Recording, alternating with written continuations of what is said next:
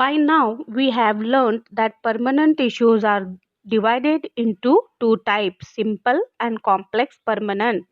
We know that simple permanent tissues are those which are made up of one type of cells. In this lesson, we are going to talk about the complex permanent tissues. So, as the name suggests, these are complex, which means they are made up of more than one type of cells. These cells are structurally dissimilar, but they coordinate to perform common functions. Now, these types of tissues, the complex permanent tissues, they are also called as conducting tissues or the vascular tissues of the plants. So, for example, like in human beings, we have a complete circulatory system for the circulation of food, water, and other substances. Similarly, in plants, they have this conducting system or the vascular system, which helps in the conduction of food and water throughout the plant. And this kind of system are made up of complex permanent tissues. Moving forward, the complex permanent tissues are divided into two categories, xylem and phloem.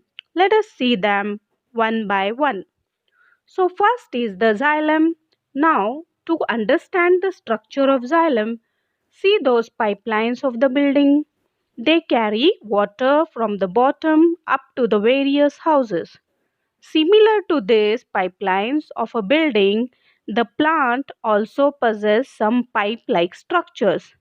This pipe-like structure, they carry water and minerals from the ground to the various parts of the plant, and this structure are called xylem. So it carries water and minerals from the roots to the various parts of the plant. It is interesting to know that the movement in xylem is unidirection. So the substance which form the xylem, they move only in one direction, that is upward only. So moving forward, you know that these pipes, they are supposed to be very hard. Similarly, xylem is also very hard, and this hardening is due to the deposition of various substance over the dead cells. Are you thinking that xylem is composed of dead cells? Well, yes, xylem is majorly composed of dead cells, which makes it hard in nature. Going ahead, the xylem consists of four types of cells: tracheids, vessels, xylem parenchyma, and xylem fibers. Let us see the structure and functions. Tracheids and vessels are together called trachary elements. They are composed of dead cells which are elongated with tapering ends. So they together help in conduction of water and minerals from the roots to the other parts of the plant. They also provide mechanical support to the plant. Next in xylem parenchyma, these are the only living cells of the xylem tissue, and they are majorly responsible for storing food. They also help in the transportation of water and minerals horizontally in a plant. The last type of xylem fiber, that is xylem fibers, are again dead cells which are usually made up of sclerenchymatous tissue, and they are usually meant for providing the mechanical support to the plant. So these were the four types of cells of xylem. Now, out of these four, the two of them, the first two, the tracheids and the vessels, are called essential elements, and they are directly involved in transportation of the food and minerals.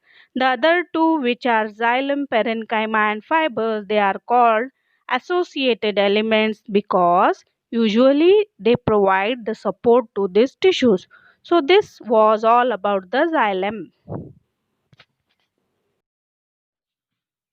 Let us now focus upon the second type of complex permanent tissue, which is the phloem.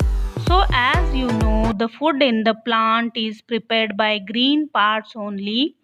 Let's say the leaves only. So if the food is prepared by the leaves only, then how does it reach to other parts of the plant? For example, let's say to a stem or roots, etc. This is done with the help of second type of complex permanent tissue which we call phloem. So the movement of substance in phloem is bidirectional, which means that the food it can move in both the direction upward as well as downwards. Now the cells of phloem are usually living and they consist of thin cell wall. Phloem is further divided into four types of cells which are sieve tubes, companion cells, phloem parenchyma and phloem fibers. Let's first see sieve tubes and the companion cells. So these two cells are attached with each other and they both help in translocation of food from one part of the plant to the other part. The interesting part is the sieve tubes they lack nuclei and all the metabolic activities are controlled by the companion cells only. Let us see this type of phloem which are phloem parenchyma. So these cells are majorly responsible for the storage of food. Last is the phloem fibers. Phloem fibers are only cells which are dead. They are made up of sclerenchymatous fibers and they mainly provide the support to the plant. So, out of these four, the first two are called essential elements as they are majorly responsible for the translocation of the food. The other two are called associated elements as they are majorly acting as a supporting role. Now you will be interested to note that these xylem and phloem, although they are different functions, they are usually found in bundles and as they both are involved in conduction of substance in the plant, they act, their activity is basically vascular in nature. So we also call them vascular bundles. So students, in this lesson you have learned that complex permanent tissues are a type of permanent tissues which consist of more than one type of cells. The complex permanent tissues are divided into two major categories, xylem and phloem. The xylem consists of majorly dead cells and it is divided into four types of cells which are tracheids, vessels, xylem parenchyma and xylem fibers. All these cells they combine together, work together to transport water and minerals in the plant. The next category is the phloem and the phloem usually consists of living cells and it is again divided into four types of cells which are sieve tubes, companion cells, phloem parenchyma and phloem fibers. All these four cells help in translocation of food in the plants and lastly we have understood that xylem and phloem together are called as vascular bundles.